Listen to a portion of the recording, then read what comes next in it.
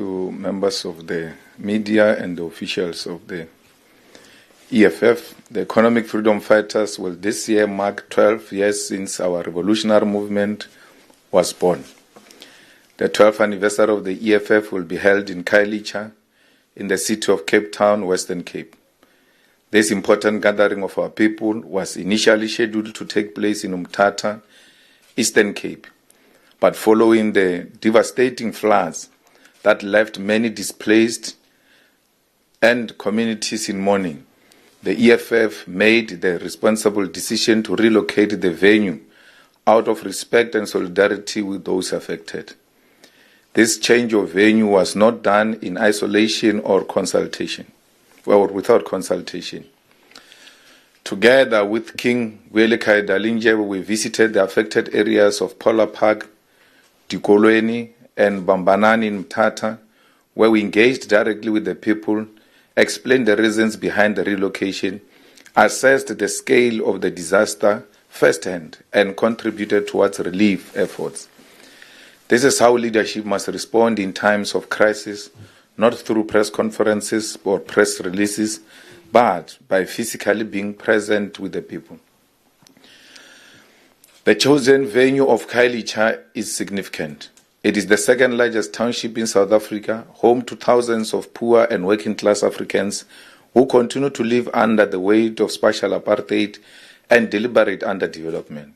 Khayelitsha remains fiscally and economically separated from the so-called world-class parts of Cape Town. When the DA-led city speaks of a smart city, they are not referring to Khayelitsha. They are referring to the wide enclaves of Sea Point, Claremont, Constantia, and Stellenbosch, while the people of Khayelitsha are left to swim in poverty, crime, poor sanitation, overcrowding, and the lack of basic housing. It is for this reason that the EFF has chosen to host its 12th anniversary in Khayelitsha. We must be where the people are, especially the most marginalized, because they are the base, home, and shield of this movement. It is from these communities that the EFF draws its strength. It is these communities that have never wavered in defending the organization against all attacks, lies, and conspiracies aimed at collapsing it. We have built a 10,000 capacity dome in Khayelitsha that will serve as the main venue for the rally. This structure includes all essential amenities, including sanitation facilities, and will be ready to host thousands of fighters, supporters, and community members. We expect a powerful turnout from surrounding areas, including Site B, Site C, TR Section, Nyanga, Gugulethu, Delft, and Bela. This will not just be an event, it will be a festival of the poor, a moment to reflect on 12 years of struggle, survival, growth, and victories. 12 years ago, the EFF was born out of the necessity to confront the failures of the post-1994 dispensation and the betrayal of the economic aspirations of the black majority. We were formed to fight economic freedom in our lifetime, and for 12 years we have done exactly that, fearlessly, consistently, and without compromise. This year's anniversary is being held at a time when the country is still recovering from a difficult 2024 election. The elections revealed the strength to which the ruling class and white man monopoly capital were willing to go to prevent the rise of the EFF. Billionaire-funded small parties were deliberately created and supported to fragment the black vote and weaken the voice of radical and leftist politics in South Africa. These efforts were not random. They were calculated attempts to push the country into the hands of the racist Democratic Alliance through backdoor coalitions. Despite these efforts, the EFF remains standing. We emerged from the elections intact, stronger in conviction, and even more grounded in the support of our people. Our survival is not an accident. It is the result of the successful Third National People's Assembly, democratically constituted by thousands of delegates from branches across the country. Unlike those who run away from internal democracy, the EFF continues to lead by example. We hold transparent, contested democratic conferences where leadership is elected and not imposed. We are not a spaza shop owned by family, run from a laptop, or directed from the backseat of a luxury vehicle. This year has rightly earned its name as the year of picket lines. Across the country, different structures of the EFF have organized and participated in picket lines to raise the voices of the marginalized. We have picketed against police brutality, crime, the exclusion of youth empowerment, or the privatization of water and health services. EFF branches, Youth Command, and Labour Desk have taken the struggle to the streets. These are not symbolic actions, but expression of deep frustration with the status quo and a reaffirmation that the streets remain a key site of struggle. The EFF in Parliament, in legislatures, and in municipalities continue to push far above its weight. Since the beginning of 2025, our contribution has been unmatched. We have challenged the proposed VAT increase, fought against unjustified electricity price hikes, and exposed the irregular awarding of national lottery license. We demanded the formation of an ad hoc parliamentary committee to investigate infiltration of the criminal justice, and we played a central role in setting aside the illegally adopted 2025 fiscal framework, forcing the government to return to Parliament and fix its budget unlawfully passed in April. We have ensured transparency in the appointment of Sector Education and Training Authority (SETA) board's chairpersons, fought against exploitative data prices, and defended the rights of students, workers, and the unemployed. We have shown that when guided by revolutionary spirit, even with limited numbers, it is possible to bring the entire parliament and executive to a standstill if they defy the constitution and the will of the people. At the local government level, our fighters who are members of mayoral committees are doing exceptionally well in Johannesburg, Tshwane, eThekwini, and Nelson Mandela Bay. EFF MMCs have taken on critical portfolios including health, public safety, water, environment, and human settlement. Their performance is visible and unmatched. These are daily contributions that are improving the lives of our people. As we mark this milestone, we must remind our people and the media alike that the EFF is not just a protest movement. We are in government. We have provided clarity on key policy issues, from land expropriation without compensation, to nationalizing the Reserve Bank, to free decolonized education, to publicly funded healthcare, and the establishment of a state-owned pharmaceutical company. These are not slogans. They are programs of actions which we continue to champion inside and outside state. The EFF has also shown the capacity to build structures, discipline, and internal democracy. Our councillors, members of provincial legislatures, members of parliament, and members of mayoral committees are subjected to regular performance assessments and community-based reporting mechanism. No other party in South Africa is as organizationally grounded and politically coherent as the EFF. The 12th anniversary will also be used to highlight the next side of our struggle: economic empowerment, sovereignty, and state capacity. We must confront the neoliberal policies that continue to paralyze our economy, privatize public services, and surrender decision-making to credit ratings agencies, international financial institutions, and unelected consultants. The GNU has proven that it has no plan for economic growth outside of a budget cuts and outsourcing. The EFF, on the other hand, continues to advocate for a massive public-led stimulus programs, industrialization, and localization of production to build real economic sovereignty. The EFF is concerned by the high level of cost of electricity, which is causing distress all over South Africa. The uprising in Tembisa are a signal of how the cost of electricity, which is disproportionate when compared by units to prices, is going to lead to instability in our country. The EFF warned South Africa on the 30th of January 2025 that the decision by the National Energy Regulator of South Africa to greenlight Eskom's 12.7% electricity tariffs increase on 1st April 2025 will be reckless, and now that reality has kicked in.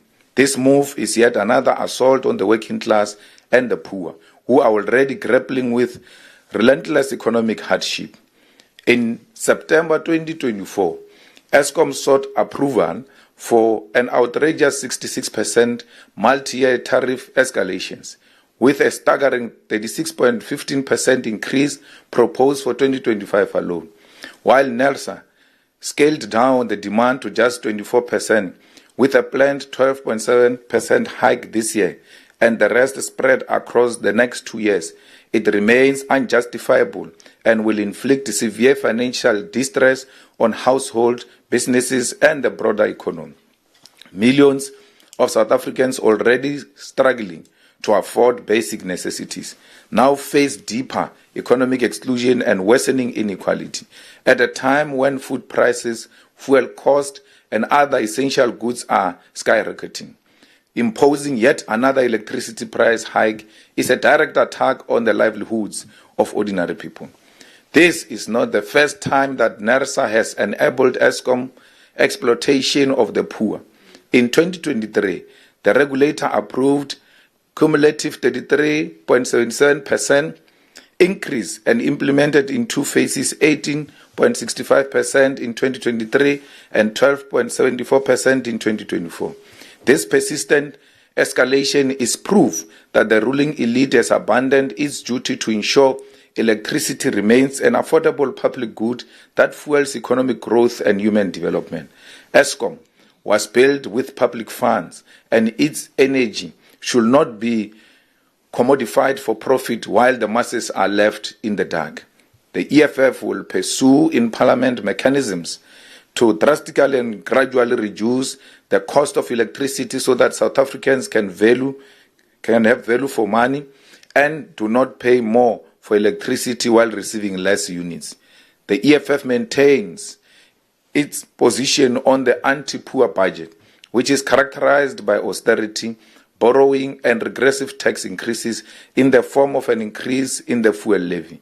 We correctly rejected the appropriations bill, which was the final step in the budgeting process, as it is a reflection on cutting or spending on critical departments such as education, social welfare, and defense.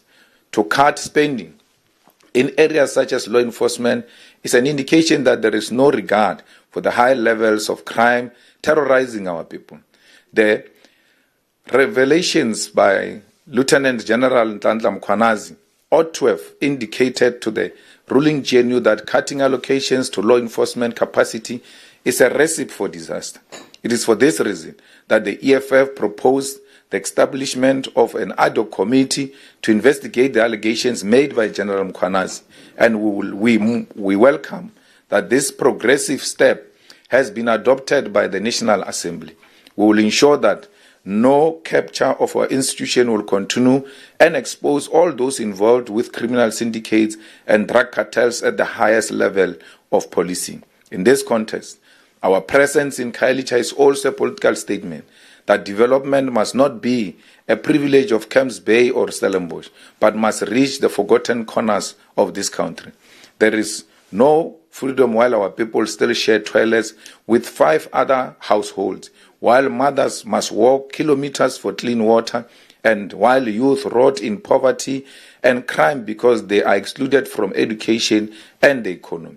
We therefore call on the people of the Western Cape, in particular those in Khayelitsha, Gugulethu, Nyanga, Philippi, Delft, and Bela, to come in their numbers, come and witness a political movement that does not fear the people.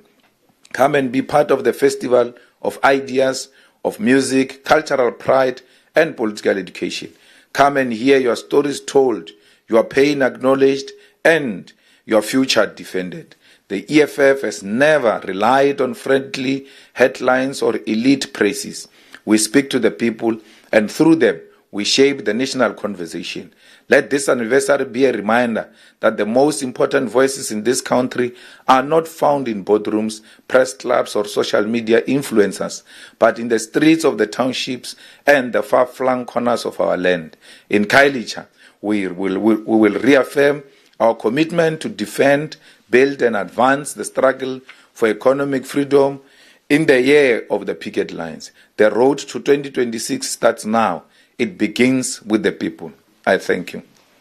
Thank you very much, President and Commander-in-Chief of the Economic Freedom Fighters. We will now move to questions.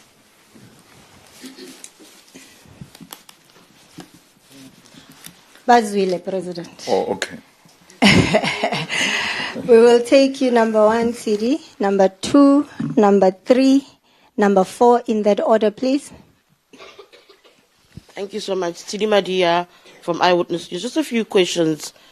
I think it was last week when you were in Limpopo, you spoke about the importance of your high-level leadership, high command and the likes, to be present in the by-elections. I think there's been another round of by-elections. Just your assessment on whether or not the seniors in your party have heeded the message. Have they gone out to the wards in other avenues? Are you satisfied with whether or not the message resonates with the party? Secondly, the issue around the policing. One, would you be surprised to hear of a Fanny Masemola arrest, to see it happening? What would be your thoughts? And secondly, I mean, you were part of the ANC at the time when there was skirmishes around policing. I'm thinking back to the time of J.K. Silibi's era. Do you read any of what's happening into what's happening within the ANC and its own pending national conference? There's lots of back and forth about who's aligned to who, that the police wars are part of the political wars. Just your thoughts on that. Thank you. Number 2. Thank you. Abongwe Kobokana from the SABC News. CIC and perhaps with your colleagues in there. You have spoken about that you will be making a political statement in Khayelitsha, and then you've also highlighted the issue of the elections, local government elections next year. How are you planning to make the inroads in terms of the local government, especially in areas such as the big metros for next year? The second question is around the issue that she has highlighted about General Mkhwanazi. Your take about the decision of the president, instead of firing the police minister and then he puts him on special leave. What is your take in regard to that? The last question, there are certain claims in some quarters that, at least from the pundits of political independent people, saying that there is a possibility that the EFF will be reduced by the presence of the MK. You're taking that. Thanks. Number 3. Thank you, Babalo Ndenze from Eyewitness News. Just to piggyback on Abongwe's question on your fortunes basically in the Metro or the Western Cape, generally speaking. 10 seats in the City of Cape Town Council, I think about 4% in 2021. What are your growth projections now that you are here in the city? What are your growth projections in the upcoming election cycle, local government elections?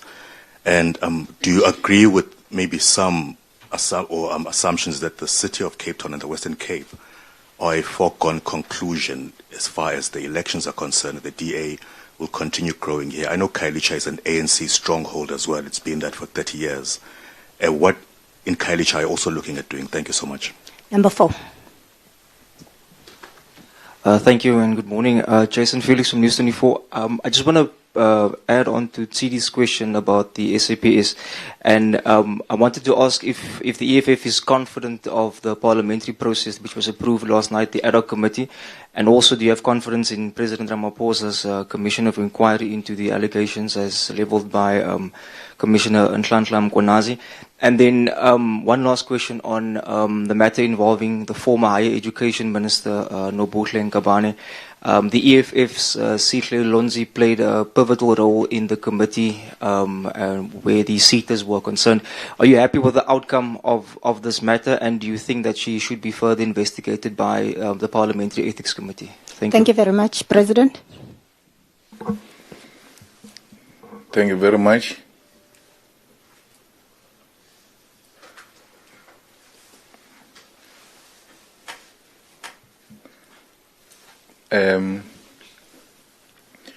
Our leadership is on the ground, and none of us regard themselves as armchair critics or beneficiaries of palace politics. They know that our survival depends on us working the ground. And if you find any commissar of the EFF, they will tell you which sub-region they work in and which branches are allocated to them. So there's no single one of us who's not attached to a sub-region, not region. We don't have regions in the EFF. We have sub-regions. That's how much we have reduced this thing to be more closer to the people and to be closer to the ground forces of the EFF and the membership of the EFF. And the response by the leadership is highly positive. And the debate we are having now is about they hired me a manual car, you know, I've got a problem of the bag, our accommodation. So those are good debates because people are on the ground. They now know what is expected from them. There is a warrant of arrest against Masemola. It's out. I don't know why it's not being picked up. It means someone somewhere is playing politics and someone they want to undermine once more the independence of our justice system. Masemola is being arrested for what he did with Khumalo in the crime intelligence. And Masemola was supposed to be arrested that week when Mkhwanazi had a press conference. So I thought Mkhwanazi's press conference was a preemptive strategy. And perhaps the arrest for Masemola is delayed by that or will be seen as if we are fighting back or anything of that sort. So it's a matter we're paying a very close attention to because we cannot allow any more people to abuse their positions. Once a warrant of arrest is issued, it means there is some sort of evidence of wrongdoing which must be tested at the court.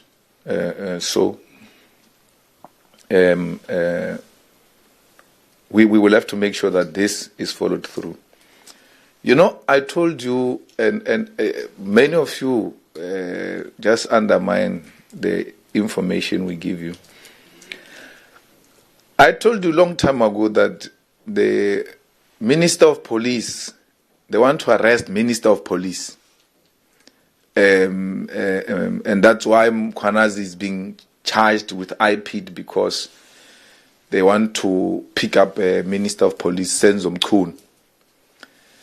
And Senzo Mchunu in that recording, talking to his girlfriend or whoever he was talking to there, I don't know who's that person. There's a recording that is circulated. He says, you know that Julius is just talking, you know him, he just talks. Someone should have told him something and then he just talks loosely. And then City Press writes that the plans to arrest the minister flopped or something. But it has always been there. The plan has been there to pick up the minister and arrest him. And they thought I was joking. And that's where he's going up, ultimately, to be arrested. There are factions in the police.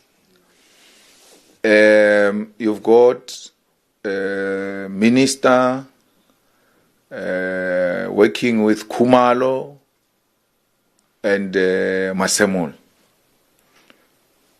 No.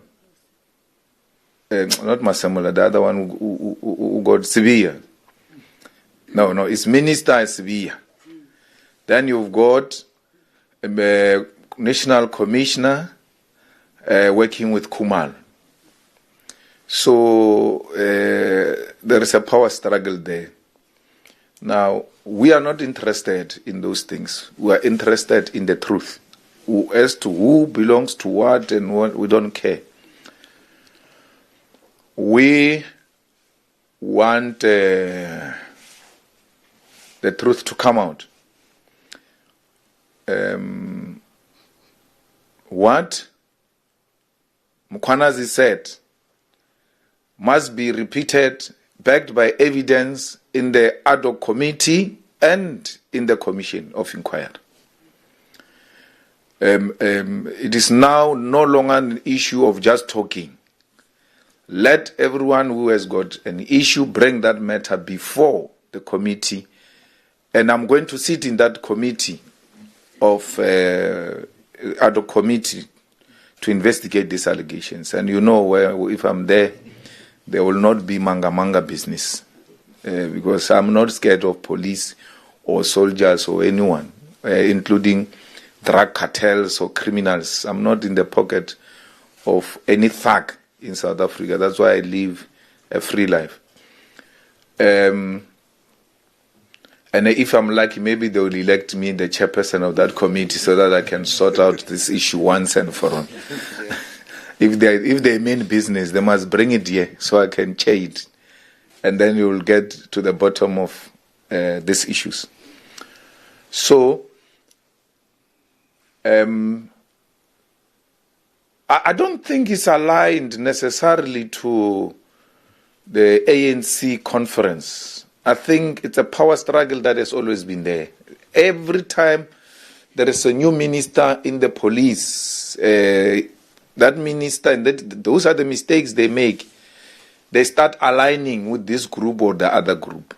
But the power struggle and tussle for slush fund has always been there in the police, whether there is an ANC conference or not. Because, let's take for instance, the ANC conference is going to be a contest between Mbalula and Paul Mashatini. Both of them have got no hold over any of those factions in the police. None whatsoever.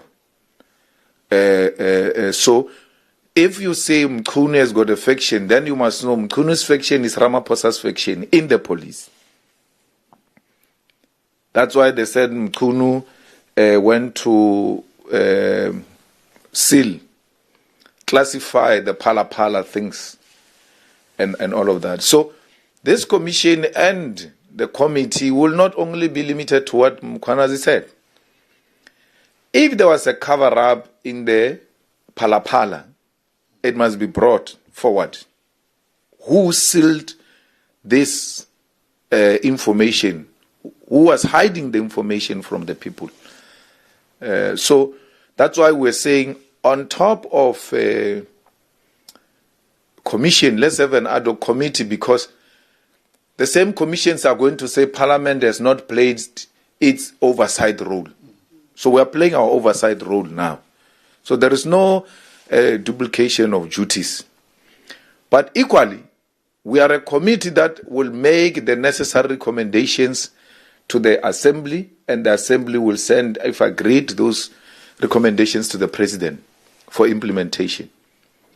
Unlike Zondo, who just write and then disappears into the bush. We are not disappearing into the bush. We are here. We're going to send the recommendations to him, and every time he comes here, he will have to account as to what happened to those ad hoc committee recommendations that were sent to you. So it's a very important step in the right direction. So we should not even try to politicize a criminality. It's not political. What's happening in the police is pure criminality. Pure criminality. And we have to deal with that. I mean, DJ Sambodi was killed in a very brutal manner. And knowing police, there's no way they would have taken this much to arrest a person who killed DJ Sambodi. There's that guy who was killed now 2 weeks ago at Ikuruleni. The person is already arrested. So it tells you the people who killed DJ Sambodi are highly connected.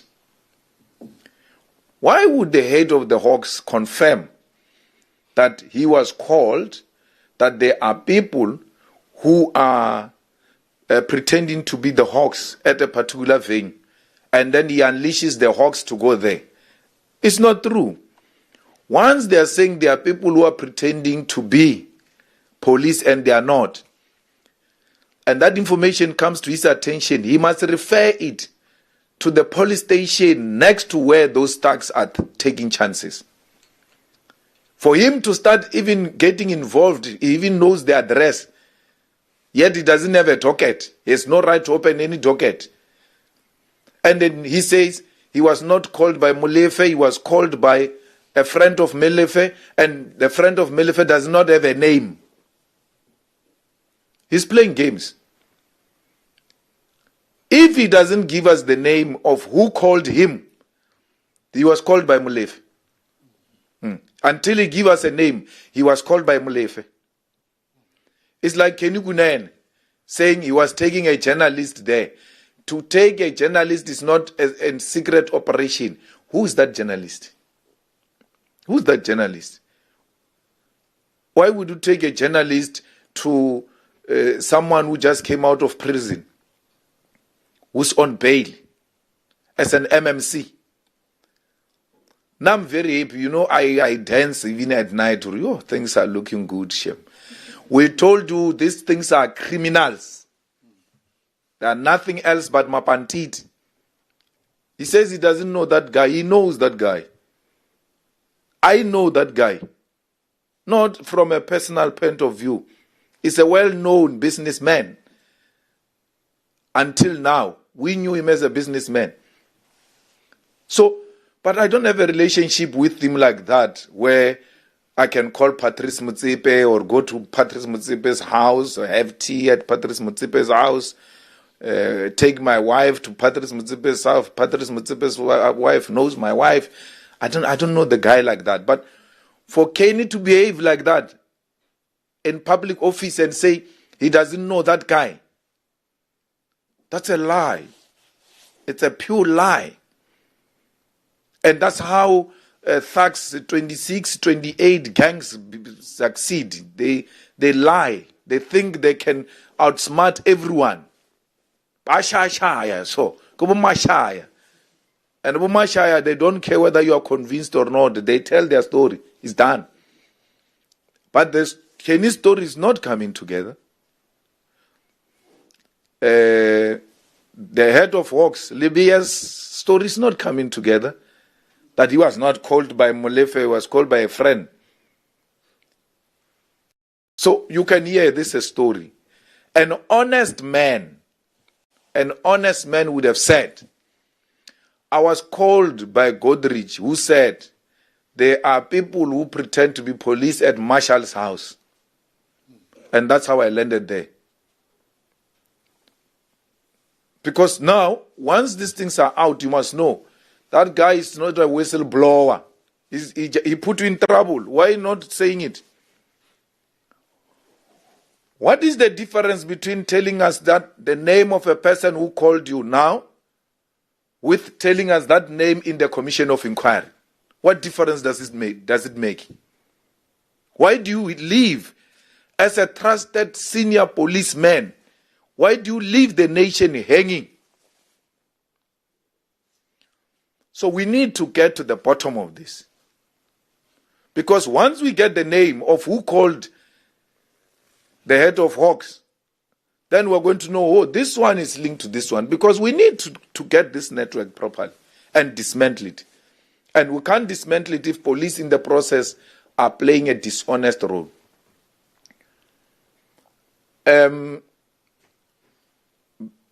Minister Mkunu was supposed to be fired. Fired completely. But you know, factions are painful. You know, to belong to a faction, it's the most painful thing as a leader. Cyril and Mkunu are in the same faction. When the allegations are out, Cyril doesn't act. He says, I will act when I come back and do that. You know why? He's giving Mkunu an opportunity for Mkunu to help him by resigning. If Mkunu loved Cyril, he should have resigned and not put Cyril in that difficult position. But he doesn't care. There's no need. These comrades must tell each other the truth, Remzal. take a back seat. He will work on this thing. Just wait. Help the president. Now the president has to do something that looks like he's doing something when he's doing nothing. He's not doing anything. Mkhunu is a minister on leave. There is acting minister Mantash of police. Then there is incoming minister, acting minister of police. 3, as we are sitting here. We have 3 names when we think of police. 3. Kachalia. Kachalia is from the Indian cabal of UDF. Worked with Praveen and them. They now want to recapture power. That's why they are going to that thing of the police. Why would you go and fetch Kachalia?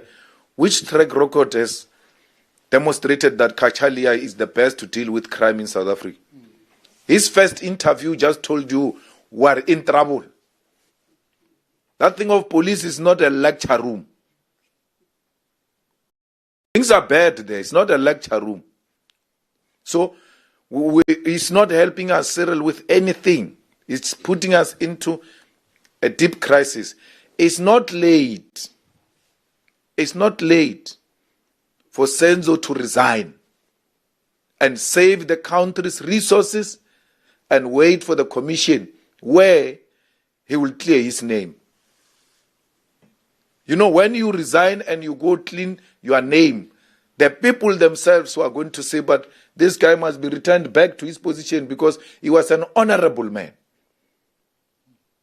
who said, I've got nothing to hide. I don't need a position to protect whatever allegations they have leveled against me. Let me resign. That step aside of theirs is factional. It's not real, it's factional. Because why? You don't have to be charged for you to step aside. The allegations must be so serious that your own fellow comrades must say, look, give us space to deal with these matters. How do you... those people are the ones who decide who gets charged, who doesn't get charged. They will never be charged, even when there's big allegations against them. And because you are saying technically they are not charged, they must remain in their positions. That is being pretentious. It's a false narrative that you are dealing with corruption. You are not. When it is one of your own, you don't apply principle. The principle is this guy should have stepped aside by now and help the president if he really loves the president and he works with the president in the same faction. Factionalism does that to you. When you are a leader and then you are more loyal to the faction than to the organization and the nation, this is where you will find yourself. We're making huge inroads. I mean, and it's scientific in the Western Cape. It's one of the provinces where we increased our numbers in the last elections. In this province.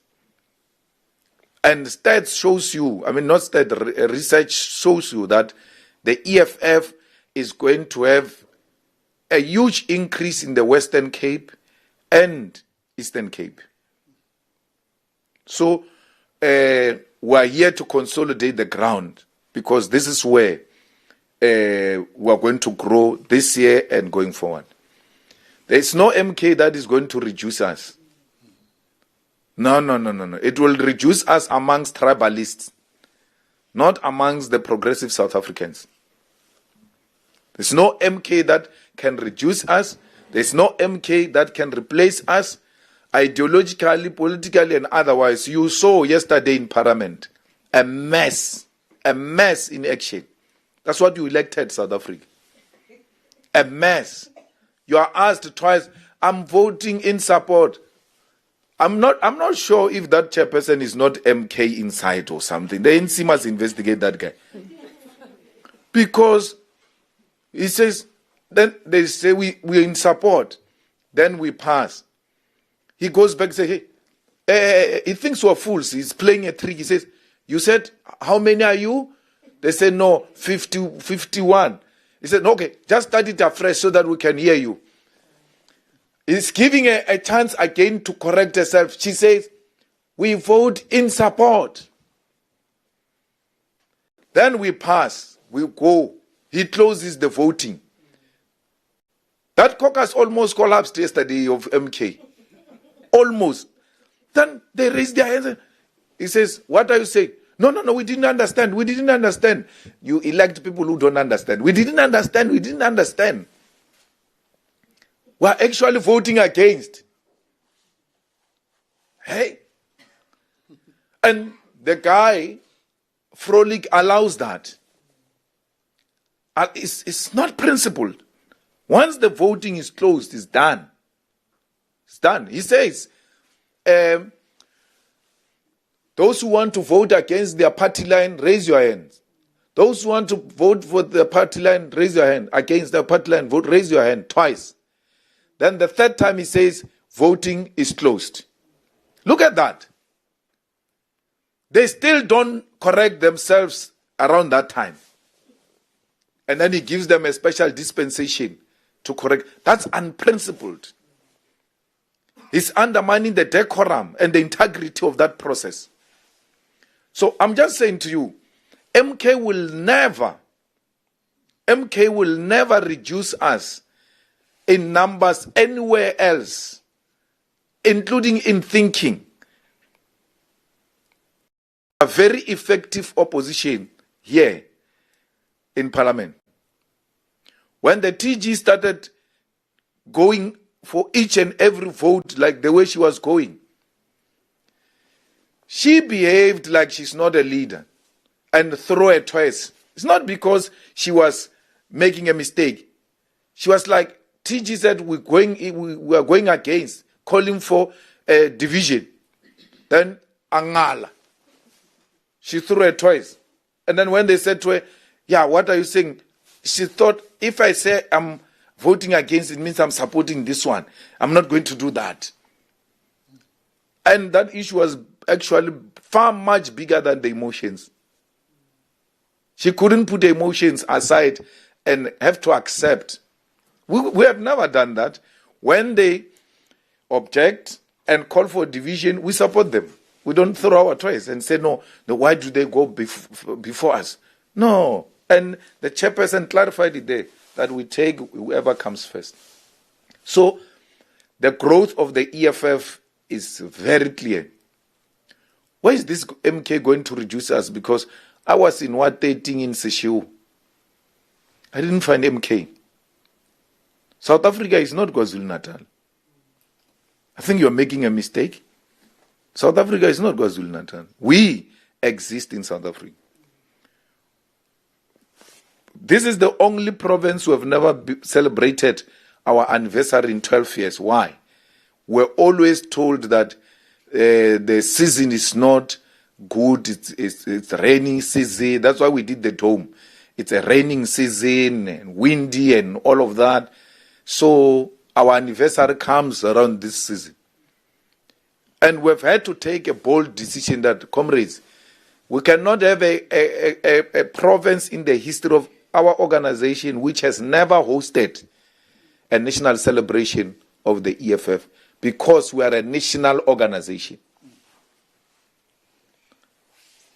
The first anniversary of MK was at Moses Mabhida. It must now go to Mthatha or Guyane. Let's see. We can do it anywhere in South Africa. There's no one who can do it better than us. It's only the two of us. It's ANC and the EFF in the whole of South Africa who can do what we're doing. No one else can do it in the whole country.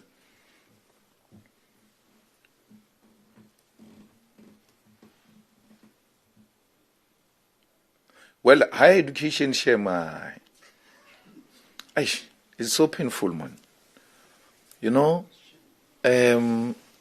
she's so young. She still has a chance to come back. I've seen people get demoted politically and then they go rework on themselves, and then they come back. The first thing she must do is to stop chewing a gum in a meeting. She was still doing it even yesterday there in Parliament. The second thing is she must be humble and know that she doesn't know, and be prepared to be guided and be advised by proper people. Because only a person who doesn't know how government works would have advised her to do the things she did.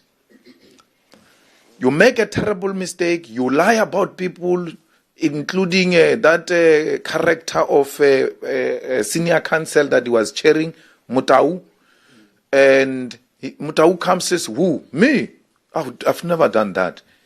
And all of that. Now you get a second chance to go to a committee to now present, yourself in a different way and acknowledge your mistakes and say, no, this and that happened and all of that. No, she doesn't. She leaves the committee, she goes to a GBV program of a TVET college, when the TVET colleges are a responsibility of a deputy minister who couldn't go to the TVET because there was a committee of parliament here. Someone from the streets is misleading her. She's listening to someone who has no idea what we are dealing with here. There are certain things you don't do here in parliament. And she should have known that. And you respond to your own chairperson, the chairperson from the same party with you, in a manner you are doing. I mean, you should be collegial with the chairperson. You should know that if anything, my protection is going to come from here. You attack a place where your protection must come from. Go goal it. Go goal. What's that? That was childish. Extremely girlish. Childish. She was not ready to be a minister. It's not too late. She must go back to the branch and learn and come back this way. She must, Budimana must never trust that DG. That's a man, there's a big problem there. That DG is the one who misled them. He worked with Blade, that DG. And Blade is still disgruntled and bitter about the removal from higher education. He will do anything and everything to undermine whoever is in that institution. I mean, Blade was asking one of the former Feast Must Fall students that, this Feast Must Fall, it looks like it was only designed for me. Why is it not happening after I left? He still wants to encourage people to do Feast Must Fall against his own government. Because he's not happy that he left higher education. But he must find a way to part ways with that DG and bring in a competent, qualified person who's not blading Zimande's touch if he wants to succeed in that particular department. That's my take on that matter. Colleagues, DP, you want to say something?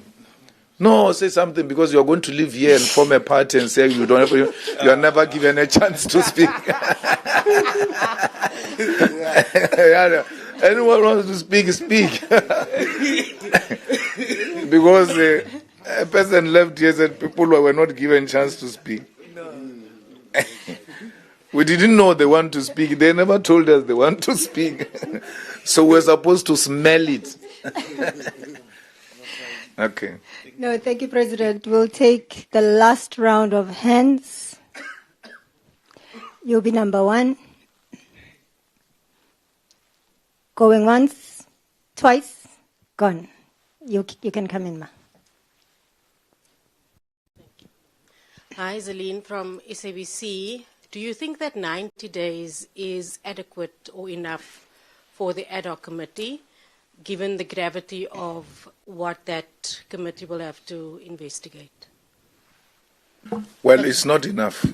But we need to work under pressure. We need to work under pressure so that we can try and deliver whatever report within a short space of time. And when it becomes practically impossible, we'll have to go and ask for an extension in the assembly. We've done that before. But let's get the work started. That's what is important. We need to get the work started and not complain about whether the time is short or what. Once the amount of work is presented before us, we'll then work on that, and when we see that it's becoming practically impossible, we'll go to the assembly and ask for more time. It's going to be a full-time job. It's going to be a everyday job. And the parties that are sending people there, for a change, we must be prepared to work even on weekends. We have an emergency to deal with. We cannot prolong this issue of police anymore. We want it resolved, and it must be resolved now. So we need to deal with that. Yes, ma'am. So if you, in the light of you saying that it is an emergency, do you not think that, in the light of you saying it's an emergency, don't you think that maybe someone should ask the Speaker if you can start during recess? Well, we can do that. But the Speaker knows the agency of this matter, and she appreciates the agency of this matter. And that's why there was a huge debate, as it were, whether it must be a joint committee or ad hoc committee, two from, and ultimately we found each other, and we are where we are. So we will actually pursue the line of starting as soon as possible. It's very important. It cannot be postponed anymore. Children are being killed in Mitchell's Plain by guns that are supplied by police. We can stop that killing now. Women are being raped. Women are being violated. Police do not do anything because people have got political connection with syndicates. So we don't want that. The Mkhwanazi is a hero. For a man to go outside the established protocols to do what he did was to put his body on the line. That's what a man does. Whether you agree with him or not, it doesn't matter. But he played a very, very important role in exposing the rot, and it is our turn now, as a country, not as politicians, to deal with this matter. The country must pay a closer attention. One, that Mkhwanazi doesn't get victimized. Mkhwanazi's contract is coming to an end in December. If anything, they must advertise that post now. And then he must reapply and get reappointed again so that he can finish this tax. Thugs, I don't mean those criminals. I mean these ones we sit with here in parliament. Our problem starts here. Yeah. Mkhwanazi must arrest from here.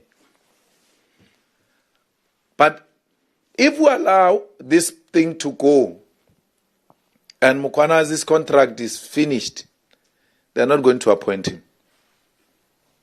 Because they all say Mkhwanazi, praise him, Mkhwanazi. At the corners, they don't like the man. Or you, this one is going to lock us up, all of us here. If they love Mkhwanazi and they think he's playing an important role, advertise the position so that Mkhwanazi can apply while he's still there, because it's coming to an end. That thing takes 3 months or even more to get appointed into that responsibility. We are at a point where we cannot afford to lose Mkhwanazi. We are at a point where we cannot afford to lose Mkhwanazi. Somehow, he needs to be retained into the force. And somehow, he needs to be elevated to a national responsibility. Because KwaZulu-Natal has become too small for him. Western Cape needs Mkwanas to come and deal with these crimes that are supported by DA, funded DA by money of drugs and gangsterism. That's why they can't deal with it. You think this thing is going to eat the ANC alone? Even the DA is going to be shown in those things. Because we're not only looking for Sibiya or Masemola. Any rot of the police must come. Anyone with information must come.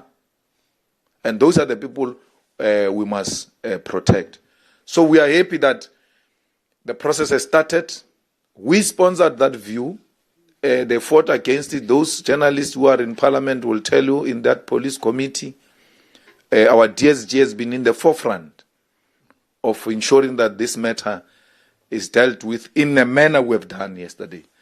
And we're very happy that it is now given a green light, and then we'll deal with these matters. Well, commissions of inquiry are used by politicians to delay a matter that can be resolved now. They use commissions to make you forget what is the real issue. I mean, if you are to remember Zondo Commission, that was the most useless, expensive commission because they were buying time. By the time Zondo finished, you all don't even remember how the Guptas look like. They're gone. So, at least the parliamentary one, we've got control over it. And the parliamentary one is not constituted by lawyers and some senior counsels. No, it's parliamentarians who are already getting paid for doing what we're going to do. We're not coming at an extra cost. So save the country and fire Mkhunu, allow police to investigate and arrest any wrongdoing, and allow Parliament to play its oversight role. That's all we need.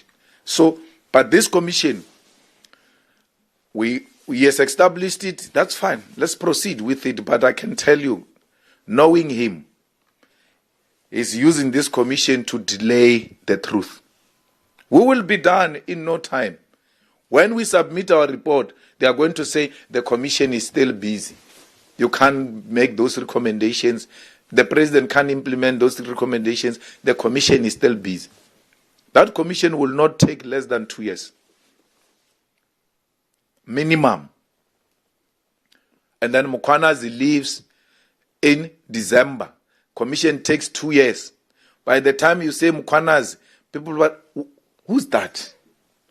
Who's that? For what is his claim to fame? Because in 6 months' time, they're going to forget about it. But if you keep him in the force, his presence in the force keeps this matter alive. So we plead and we're making a call that Mkhwanazi must be retained in the force. And we fully support him. Where a criminal shoots at the police must drop those criminals. Must not play with them. This thing of Kachalia, he doesn't know what we're dealing with there on the ground. He doesn't know what we're dealing with. Aloof, lost touch with the ground. He says, no, police must not. No. Hey, we're in trouble. We're in trouble. The criminals have taken over our streets. There is no longer time to negotiate with a thug. If they shoot at the police must shoot to kill. They must not play with thugs. Criminals here in South Africa must know that time for being a criminal and having political protection has come to an end. You must all surrender. Take all those drugs and go and flush them. Because your protection is exposed. There's no one who's going to protect you. You kill people, you kill prominent artists. You don't get arrested because you're enjoying favor from politicians. That time has come to an end. People like Kat Matala must rot in jail. What kind of a gentleman plans an assassination on a girlfriend? On a girlfriend. I don't even know which Nkabi agreed to that assignment, because the Nkabis don't kill women. Kill women. They tell you, hey, we don't kill women. So, to kill that he was in charge. He felt like nobody can do anything because he's the most powerful. And I'm told he wants to sing. He must sing. Very important. He must sing and reveal these people one by one. Because as they were rating him and doing all sorts of things, he started sending messages apparently to people saying, no, I pay you, do what you have to do to stop this thing. I'm being harassed by police. He thinks he's special. He didn't know that the political killing task team is going to come for him. That one doesn't work whether you've got a protection or not. Once they've got their facts, you wake up in the morning in pajamas, floor, go down on your floor. Can you imagine Kenny Kunena with that stomach, floor, on the floor? They don't play. Hey, I'm MMC, high floor. We'll see that thing of MMC later. Bloody thug. So those ones are not for any politician. If you think that's why they are killing that team. If you think that team favors politicians, is scared of politicians, you must ask one politician called Kenny Gunen. Floor, down. When he finishes there, he calls his boss. I was on the floor. Okay, which police officer does that to you? Political killing task team. Doesn't play that one. We must protect it. We must allow it to exist to deal with dangerous criminals, especially those who kill our people. We needed that political task team to deal with those who killed Makata. I heard someone saying yesterday, the people who kill Makata, they're not allowed to speak. No. The political task team is the one that has made it possible for those people who are arrested for killing Magata to speak. Because those people wanted to speak long time ago. And they took their first statements to prosecutors. That's another area where we've got problems. And those prosecutors said, leave, this thing doesn't make sense, leave this thing. That man has been wanting to talk. I am now trying to get the lawyers to help him to talk some more, because he says he's got a lot to reveal. He needs a lawyer. He reached out to me, that killer. Said, I need help. I want to tell the truth, and I want to tell the full truth. Every time I approach these prosecutors, NPA, they suppress what I want to say. We need the truth. Because they said they were transported by a police vehicle. They said the AK-47 and all of that was bought with state money. It was used to kill Magata. We may not talk about that case of Magata, but we're deeply involved to get to the bottom of it. We have always known that he's going to speak. And even the arrest of the killers of AKA. I spoke in public and I said, this Mkwanas, we love him, and the next thing, he doesn't arrest the people who have killed AKA. He reached out to me. He said, I don't want to talk much. I just want my actions to speak for me. Because if you say you're losing confidence, that's hurtful. Knowing what I know and what I'm doing, it will look like I'm not doing my job. Wait, you will see. I don't want to talk. It didn't take 2 weeks. He dropped those people. He arrested them. And some more arrest is going to happen in that AKA's killing. Some more. You will see. That some more was also benefiting from political favoritism, protection. So we should expect that more people are going to be arrested and more information will come out of that case of AKA. We have expect more arrest on the DJ somebody's case as well. So we're very happy that we are where we are. There's no coup. No one is planning any coup here. And no government must speak loosely about coup. Because you are trying to silence us. What coup are you talking about?